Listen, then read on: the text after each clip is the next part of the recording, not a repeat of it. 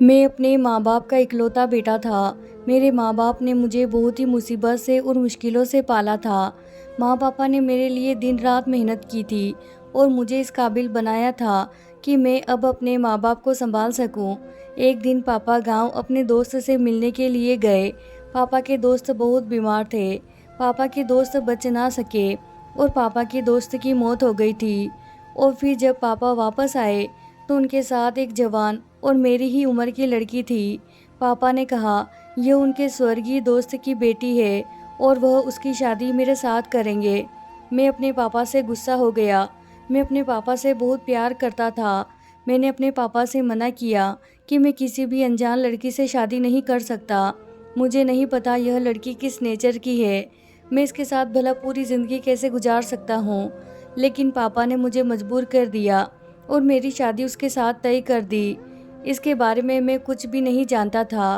प्रिया हर समय डरी सहमी रहती थी और मुझे उस पर बहुत ज़्यादा गुस्सा आता था। मेरी मम्मी को भी वह बिल्कुल पसंद नहीं थी। मम्मी कहती है कि तुम्हारे बाप ने तुम्हारा नहीं सोचा, उल्टा अपने दोस्त के वादे को निभाया है और इस कामचोर लड़की को तुम्हारे पल्लू से बांध दिया है। उन्हीं दिनों मेरे पापा बहुत बीमार हो गए और उनकी मौत हो गई। पापा की मौत के बाद मैं दूसरी शादी कर ली, क्योंकि मेरी पहली पत्नी को जो मैं समझता था वह बिल्कुल भी वैसी नहीं थी। वह जाहिल गंवार थी। मुझे उससे नफरत महसूस होने लगी थी। मैं अपनी पत्नी से नफरत जरूर करता था, फिर भी मैं उसका ख्याल रखने लगा था, क्योंकि मेरे पापा ने मरने से पहले मुझसे वादा लिया था कि मैं प्रिया का ध्यान रखूं, और अपने पापा से किया हुआ वादा मैं निभा रहा था। मैं तो पापा के जाने के बाद उसका ख्याल रखने लगा था, पर वह किसी लड़के के साथ घर से भाग गई थी, यह मुझे लगता था। पर समय आने पर जो हकीकत मुझे पता चली थी, उसे जानकर मैं शर्मिंदगी के गड्ढे में गिर चुका था। खैर, मैं दूसरी शादी कर ली।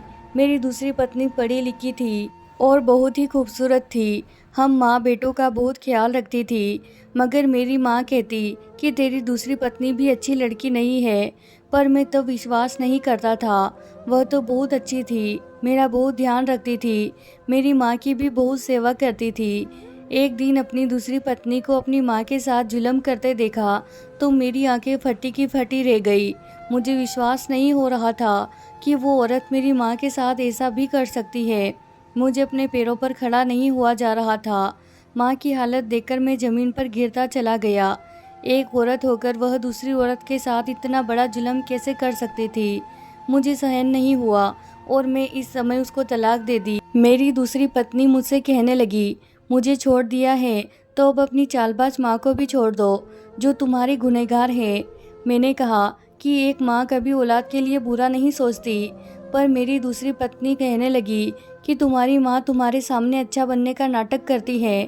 तुम्हारी पहली पत्नी बहुत ही मासूम और पवित्र थी, पर तुम्हारी माँ को पसंद नहीं थी और उसने तुम्हारी माँ की बहुत सेवा की थी, मगर उस पर तुम्हारी माँ की जुल्म बढ़ते चले गए थे। तुम्हारी माँ चाहती थी कि उसकी बहू लाखों का दहेज लाए और वह लड़की गरीब थी, सिवाय मोहब्बत और वफा के अपने साथ कुछ भी नहीं ला सकी थी। और फिर जब वह तुम्हारे बच्चे की माँ बनने वाली थी, तब तुम्हारी माँ ने एक लड़के को पैसे देकर उस पर चरित्रहीनता का इल्ज़ाम लगा दिया। तुम्हारी पहली पत्नी कहती रही कि मैं एकदम पवित्र हूँ, पर तुमने उसका विश्वास नहीं किया और उसे धक्के देकर घर से निकाल दिया। तुम्हारा बेटा इस दुनिया में आने से पहले ही मर गया। उस बेचारी का आखिर क्या दोष था? वह तो बेकसूर थी, जिसे सिर्फ अपने पति के लिए अपनी सास का हर जुल्म सहन किया था। वह बहुत कोशिश करती थी कि इस घर के लोगों के दिलों में जगह बना सके। हर बार उसको जलील कर दिया जाता था, हर बार उसको ठुकरा दिया जाता था। वह अनाथ लड़की जिसके आगे पीछे कोई भी नहीं था, वह तुम लोगों की दया पर थी। वह तुम्हारी माँ के पाँव पड़ती रही, पर यह एक औरत होकर दूसरी औरत पर जुल्म करती रही और उसे हमेशा हमेशा के लिए तुम्हारी ज़िंदगी से निकाल दिया। और फिर उसके बाद तुमने मुझसे शादी कर ली। पर शादी के कुछ ही दिन बाद मुझे पता चला कि तुम्हारी माँ तो मुझे नींद की दवा देती है। उनको डर है कि कहीं उनका इकलौता बेटा उनसे छीन ना जाए, और अगर औलाद पैदा हो गई तो कहीं तुम उनसे दूर ना हो जाओ।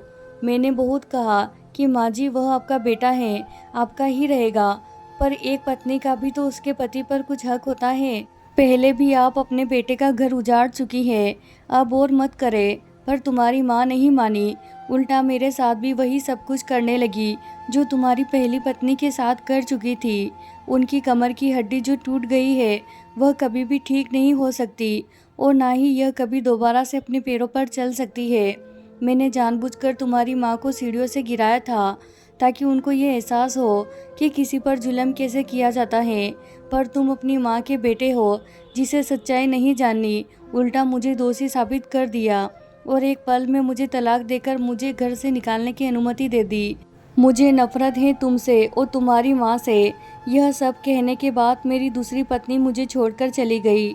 मैं सोचता रहा कि यह कैसे मुमकिन हो सकता है, मेरी माँ मेरा घर कैसे बर्बाद कर सकती है। उस दिन मैं खुद को बहुत अकेला महसूस किया था। मेरे कानों में अपनी पहली पत्नी की सिसकियों की आवाज़ें सुनाई दे रही थी। मैंने उस पर शक किया और उसे अपने घर से निकाल दिया। मैं समझता रहा कि वह घर से भाग गई है, उसका पाप मुझे पता चल चुका है, पर सच्चाई तो कुछ और ही थी। मुझे प्रिया यानी अपनी पहली पत्नी का ख्याल आ रहा था। उसकी वह मासूम सी शक्ल याद आ रही थी जो मेरी माँ के इतने जुल्म सहती रही, फिर भी जुबान पर शिकवा नहीं लाई और ना कभी मेरी माँ को नुकसान पहुँचाया। वह हर बार यह कहती रही कि मेरे लिए रिश्ते बहुत ज़्यादा ज़रूरी है। मैंने बचपन से ही अकेलापन सहा है। मेरा कोई भी सगा संबंधी मेरे आसपास नहीं था। मेरी माँ मुझे बचपन में ही छोड़कर चली गई थी। पापा ने ही मुझे पाल पोस कर बड़ा किया था।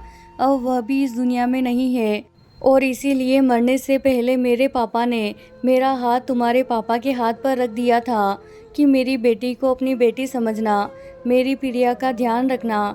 वो मेरे पापा के स्वर्गीय दोस्त की निशानी थी और मैं अपने आप से किए गए वादे को निभा ना सका। मुझे उस दिन पापा की बात याद आ रही थी कि उन्होंने कहा था कि एक वफादार और मोहब्बत करने वाली पत्नी किस्मत वालों को ही मिलती है।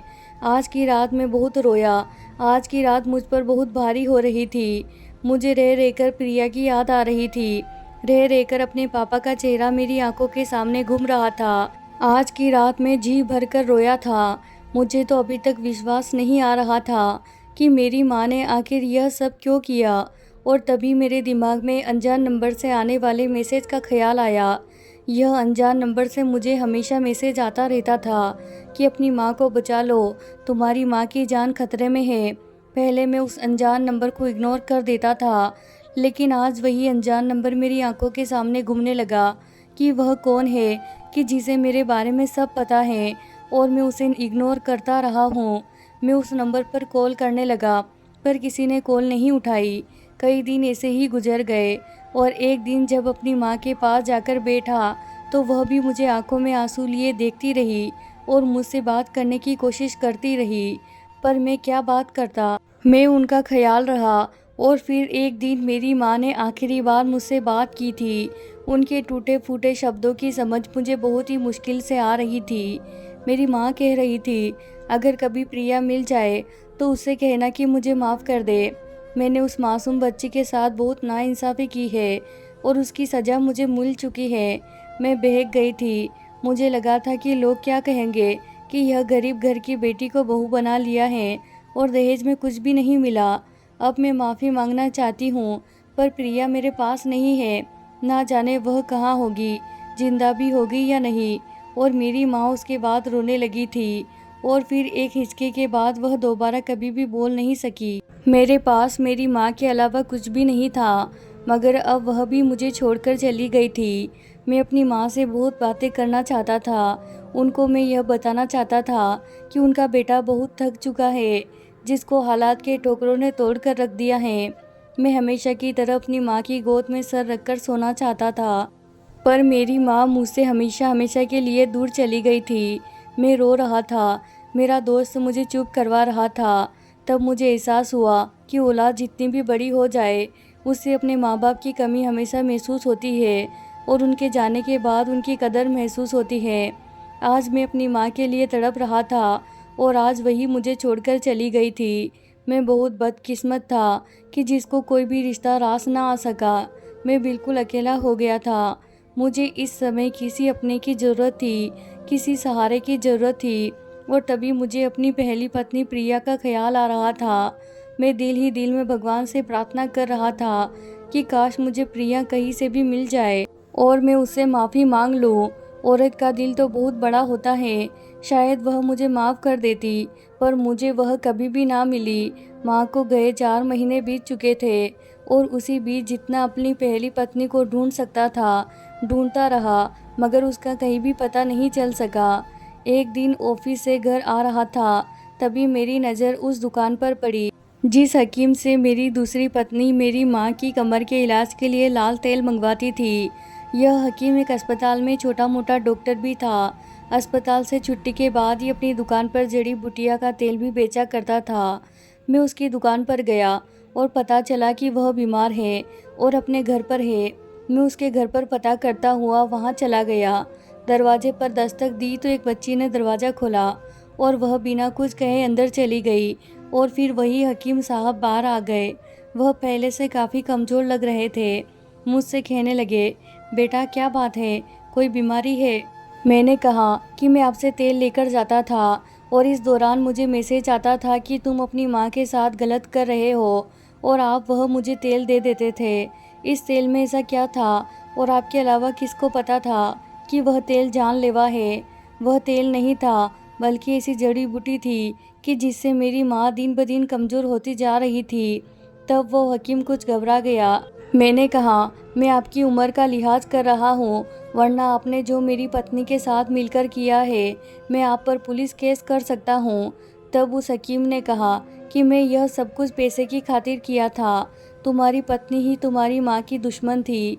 मेरी 3 बेटियाँ हैं। मुझे तुम्हारे फ़ोन पर आए मैसेज के बारे में कुछ नहीं पता कि वह मैसेज तुम्हें कौन करता था। मैं तो बस इतना जानता हूँ कि तुम्हारी दूसरी पत्नी ने मुझे पैसों का लालच दिया था और वह तेल मुझसे बनवा कर ले जाती थी। वह तुम्हारी माँ को मेरे हॉस्पिटल में भी लेकर आई थी।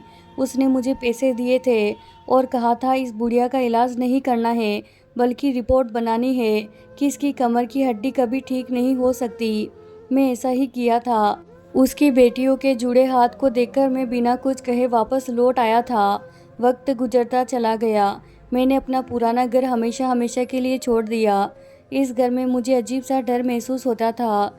मुझे आज भी वह दिन याद है जब मेरी पत्नी मुझे माफ़ी मांग रही थी, मेरी बीमार माँ के पाँव पड़ रही थी, इस घर में रहने की भीख मांग रही थी, मगर मैंने उसकी एक नहीं सुनी थी। और फिर मुझे अपनी दूसरी पत्नी का ख्याल आया, जो मुझसे तेल मंगवा कर मेरी माँ के कमरे में जाती और मुझसे कहती कि बिना अनुमति के कमरे में मत आना। और जब एक दिन अचानक जाकर देखा था तो वही तेल मेरी माँ को ज़बरदस्ती पिला रही थी और उनको बालों से पकड़कर थप्पड़ मार रही थी। मेरी माँ रो रही थी और वह औरत तरस नहीं खा रही थी। इसी वजह से उस रात मैंने उसे तलाक दे दी थी और धक्के देकर उसे घर से निकाल दिया था और वह भी अपने अंजाम को पहुँच चुकी थी। मेरी ज़िंदगी में 3 औरतें थीं, एक मेरी माँ और दोनों मेरी पत्नियाँ। सबकी नेचर अलग अलग थी। पहली पत्नी को देखता तो हर औरत मासूम और बेगुनाह लगती और जब दूसरी पत्नी को देखा तो मुझे लगता कि औरत से बड़ा मक्कार कोई भी नहीं हो सकता। मुझे बस एक बात का दुख था कि माँ को ऐसा नहीं करना चाहिए था और मेरा वह बच्चा इस दुनिया में आने से पहले ही चला गया था। मैं कितना बदनसीब था जो ना अच्छा बेटा बन सका था, ना अच्छा पति और ना ही अच्छा बाप। अपने बच्चे की भी सुरक्षा नहीं कर सका। मेरी अजीब सी हालत हो चुकी थी। और फिर पता नहीं मेरे दिल को क्या हुआ कि एक दिन मंदिर के बाहर भिखारी की लाइन देखकर मुझे ध्यान आया कि कहीं मेरी प्रिया भी इसी तरह भीख मांगकर अपना पेट ना पालती हो। अब मैं रोज़ भिखारी को खाना खिलाने लगा। मुझे कहीं पर भी कोई गरीब मिल जाता तो मैं उसे खाना ज़रूर खिलाता। ऐसा करके मेरे दिल को बहुत सुकून मिलता था। मैं रोज़ भगवान से प्रार्थना करता कि हे भगवान, मेरे दिल को सुकून दे दे। मैं आजकल बहुत बेचैन रहता था। मेरे दिल पर एक बोझ था, एक थकान थी जो मुझे अंदर तक घायल कर रही थी। मैं ज़िंदगी को घसीट रहा था और ज़िंदगी में मुझे घसीट रही थी। ऐसा लगता था कि जैसे मेरी ज़िंदगी भी मुझसे परेशान है, मुझे बोझ समझ रही है। और फिर 4 साल बाद मेरी प्रार्थना स्वीकार हुई थी। जब एक दिन मेरी तबीयत काफ़ी ख़राब हुई थी तो मेरा दोस्त मुझे अस्पताल लेकर गया और वहाँ पर मुझे प्रिया मिली थी। वह एक अस्पताल में नर्स के तौर पर काम कर रही थी और मैं उसे देखे जा रहा था। जिस लड़की को देखकर मुझे लगता था कि वह कभी किसी के सामने खड़े होकर बात नहीं कर सकेगी, वह आज मेरे सामने खड़ी थी, एक नर्स के रूप में। उसके चेहरे पर मुझे देखकर कोई खुशी नज़र नहीं आई थी। उसे खुशी होती भी कैसे? मैंने कभी उसको उसकी जगह दी ही कब थी? हमेशा जूते की नोक पर रखा था। मुझे तो उसका उस घर में होना बर्दाश्त ही नहीं होता था। मुझे लगता था, कहाँ वह गांव की अनपढ़ जाहिल गंवार लड़की और कहाँ मैं शहर का पढ़ा लिखा आदमी जिसके लिए लड़कियों की लाइन लगी रहती थी। मुझे शहर की लड़कियां पसंद थी और प्रिया से जब मेरी शादी हुई थी, वह हर समय घबराई घबराई सी रहती थी और हर काम को खराब कर देती थी। मुझे लगता था कि वह मोटे दिमाग की है और किसी काम की नहीं है, पर मैं समझ ही नहीं सका था कि एक लड़की जब अपना घर छोड़ आती है तो उसे एक दोस्त की, एक हमदर्द की ज़रूरत होती है, जो उसे बता सके कि उसे क्या करना है, ससुराल में कैसे चलना है। उस बेचारी की तो माँ भी नहीं थी जो उसे समझाती, और मेरी माँ ने भी उसके साथ दुश्मनों जैसा व्यवहार रखा था। मेरी तरफ से भी प्रिया को कोई उम्मीद नहीं थी। हर तरफ उसके अंधेरा ही अंधेरा था। इन हालातों में बेचारी और क्या करती? मैं तो उसके लिए एक जालिम पति बन गया था। एक लड़की अपने माँ बाप को, अपने घर को, सब कुछ छोड़ देती है, तब उसका सब कुछ अपने ससुराल ही हो जाता है। उसके अपने पति से बहुत सारी उम्मीदें जुड़ जाती है। मुझे यह सब कुछ समझना चाहिए था, प्रिया का साथ देना चाहिए था, पर मैं कभी उसे पत्नी का स्थान दे ही नहीं सका था। और फिर आज इतने सालों के बाद वह कितने आत्मविश्वास के साथ मेरे पास खड़ी थी और मुझे ड्रिप लगा रही थी। मैं उससे बातें करना चाहता था, लेकिन अब मैं बेहोशी में जा चुका था। ऐसा लगा था कि जैसे अब कभी मैं इस नींद से जाग नहीं सकूंगा और प्रिया मेरी पत्नी फिर से हमेशा के लिए कहीं गुम हो जाएगी। रात का ना जाने कौन सा समय था कि जब मैं नींद से जागा था। मेरा दोस्त अभी तक मेरे सामने खड़ा था। वह मेरा अकेला ऐसा दोस्त था जिसने हमेशा मेरा साथ दिया था, और उसने मुझे यह बताया था कि जिस नंबर से तुम्हें मैसेज आते हैं वह तुम्हारी पत्नी प्रिया का था, और वह नंबर तुम्हारे मरे हुए ससुर के नाम पर है।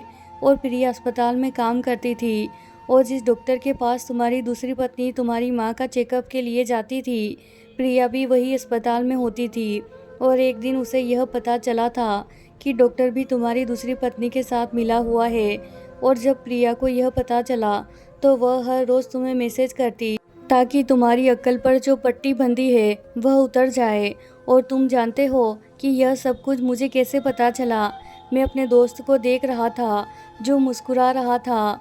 मैंने कहा, जल्दी बताओ। तो उसने कहा, जिस दिन पहली बार तुमने मुझे इस नंबर के बारे में बताया था, मैं उसी दिन जान गया था कि वह तुम्हारी पहली पत्नी प्रिया का ही होगा। पर जानते हो मैंने तुम्हें क्यों नहीं बताया?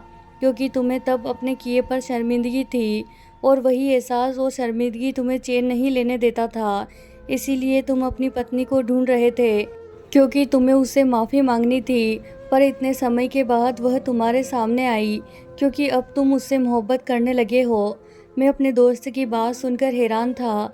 जो मैं इतना समझता था, यह सच था कि मैं जब भी प्रिया को सोचता, बस एक ही प्रार्थना करता कि मैं उससे माफ़ी मांग सकूं।